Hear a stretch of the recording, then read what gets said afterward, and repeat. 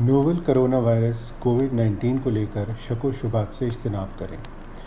یہ ایک یقینی وبا ہے، لیکن کچھ شیاطین انس نے اسے خطرناک بنا دیا ہے، تبھی اس نے تمام دنیا میں بڑے پیمانے پر تباہی مچائی ہوئی ہے۔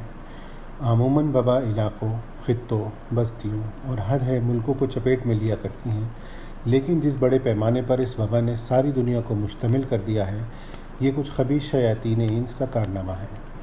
ایسا کہنا غلط نہیں ہوگا۔ اس کو اتنا خطرناک بنانے میں انجینئرنگ ہوئی ہے۔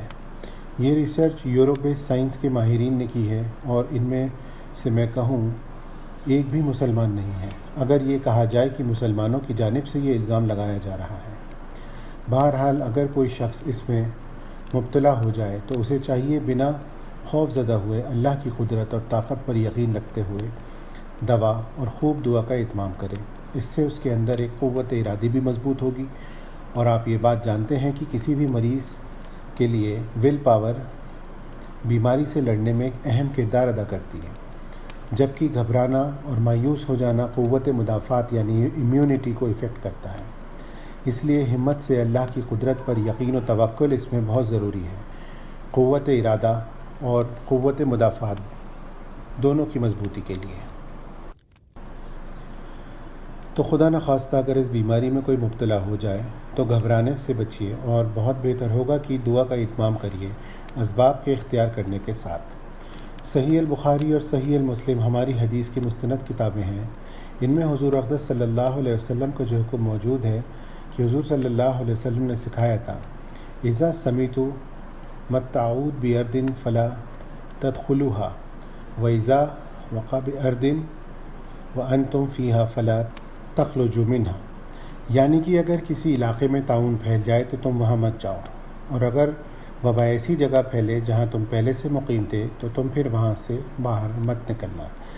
یہ کتنی سائنٹیفک ہدایت ہے، پریکٹیکل بھی ہے، جو اللہ کے رسول صلی اللہ علیہ وسلم نے 1400 سال قبل ہمیں دی ہے۔ یہ ذہن میں رکھیے گا کہ صحابہ کرام رضی اللہ تعالیٰ عنہم اجمعین کے دور میں بھی وبا پھیلا کرتی تھی، اور بڑے بڑے صحابہ کرام اس کے شکار بھی ہوئے۔ حضرت سیدنا معاذ بن ابن جبل تو وبائی بیماری میں مبتلا ہو کر شہید ہوئے۔ آپ لوگ اگر یہ سوچنے لگیں کہ بھئی نیک لوگ کیسے شکار ہو گئے، یا یہ سوچیں کہ میں تو بڑا نیک آدمی ہوں، مجھے یہ بیماری تو نہیں لگے گی، اور پھر وہ اس کی وجہ سے کوئی احتیاط نہ کریں، تو احتیاطی تدابیر سے بدگمان ہو بیٹھیں تو یہ صحیح نہیں ہے۔ اللہ تعالیٰ نے اس دنیا کو بڑے عجیب و غریب ایک سائنٹیفک اصولوں کے تحت پیدا کیا ہے۔ قدرت یقیناً اللہ تعالیٰ کو اس میں ہے کہ کسی کو بھی مستثنیٰ کر دے کہ اسباب کا اثر اس پر نہ ہو، لیکن یہ قدرت ہے، ایسا اللہ تعالیٰ عام طور پر کرتے نہیں ہیں۔ جو اللہ تعالیٰ کی سنت جاریہ ہے وہ تو یہی ہے کہ تم آگ میں انگلی ڈالو گے تو آگ جلو گے، تم زہر کھاؤ گے تو اس کا اثر ہوگا۔ تو بھائیوں، وبائی بیماری آگ کی طرح ہوتی ہے جس کا ایندھن انسان بنتے ہیں۔ آپ جلتی ہوئی لکڑیوں کو علیحدہ کر دو تو آگ بجھ جاتی ہے، اور پاس لاؤ تو بھڑکتی ہے۔ اسی طرح سوشل ڈسٹینسنگ اس کا ایک واحد راہ حل ہے۔ اسی لیے الگ الگ ہو جاؤ، فاصلہ رکھو، یعنی فزیکل ڈسٹینسنگ اس کا سائنٹیفک اور پریکٹیکل، ایون حدیث کی روشنی میں دیکھیں تو مذہبی علاج بھی ہے۔ بس اسی طرح یہ آگ بجھ جائے گی اور وبا ختم ہونے لگے گی۔ تو ہم لوگوں کو یہ ہدایت ہے کہ اس وقت اسباب کو اختیار کیا جائے۔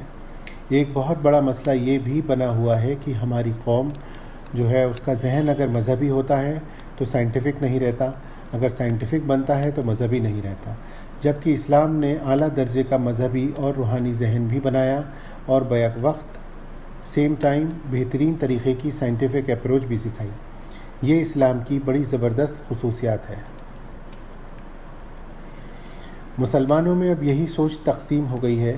وہ لوگ جو سائنٹیفک ویژن یا اپروچ رکھتے ہیں وہ زیادہ متوازے نہیں ہوتے مذہبیت کی طرف یا روحانیت کی طرف، اور جن کا ذوق مذہبیت اور روحانیت پر مبنی ہوتا ہے وہ اسباب کو بالکل دنیا پرستی سمجھ بیٹھتے ہیں، ایمان کی کمزوری کی علامت سمجھتے ہیں۔ ان دو ایکسٹریمزم میں گویا لوگ پھنسے ہوئے ہیں۔ یہی حال دوسری قوموں کا ہے۔ ہمارے ملک میں اب آپ اس کا اندازہ کیجئے کہ ہماری حکومت یہ کہتی ہے کہ تھالی بجاؤ تالی بجاؤ، موم بتی جلا کر لائٹ بجھا دو، کتنے افسوس اور شرم کی بات ہے۔ جو چیز سکھائی ہے اسلام نے اس کو اپنائیں، اس کو سمجھیں، اپریشیٹ کیجئے، اس کی گہرائی میں اترنے کی کوشش کیجئے۔ اسلام نے یہ سکھایا ہے کہ اسباب بھی اختیار کرو اور اللہ سے پناہ اور حفاظت بھی طلب کرو۔ یہی ملٹی ڈائمینشنل اپروچ ہے، اور مسلمانوں کو بھی اس تعلیم پر غور کر اس وقت کے عمل پر جم جانا چاہیے۔